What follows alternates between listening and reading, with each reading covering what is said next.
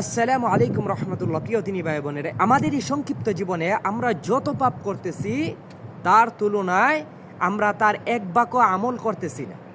অথচ আল্লাহ তাআলার ফরজ হুকুমের পাশাপাশি আমাদেরকে এমন কিছু আমল দিয়েছেন, এমন কিছু সওয়াবের জিনিস বলে দিয়েছেন যেটার দ্বারা আমরা অনেক সওয়াব অর্জন করতে পারি। আমরা আলোর দিকে কিভাবে ফিরবো? আমরা আল্লাহ তাআলার ফরজ হুকুম পাঁচ ওয়াক্ত নামাজই আদায় করি না, এক্সট্রা আমল করব তো দূর থাক।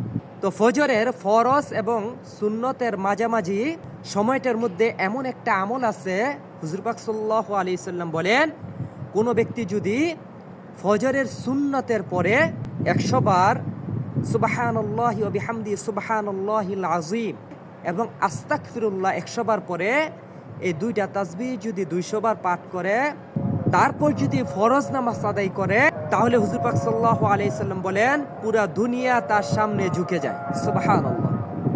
তো প্রিয় দিনী ভাই বোনেরা, আমরা চেষ্টা করব আল্লাহ তাআলার ফরজ হুকুমগুলো মানার পাশাপাশি কিছু আমল করার জন্য, যাতে করে আমরা আল্লাহ তাআলার সন্তুষ্টি অর্জন করে আল্লাহ তাআলার মুমিন ব্যক্তি হতে পারি। আল্লাহ তাআলা আমাদেরকে তৌফিক দান করুক, আমিন।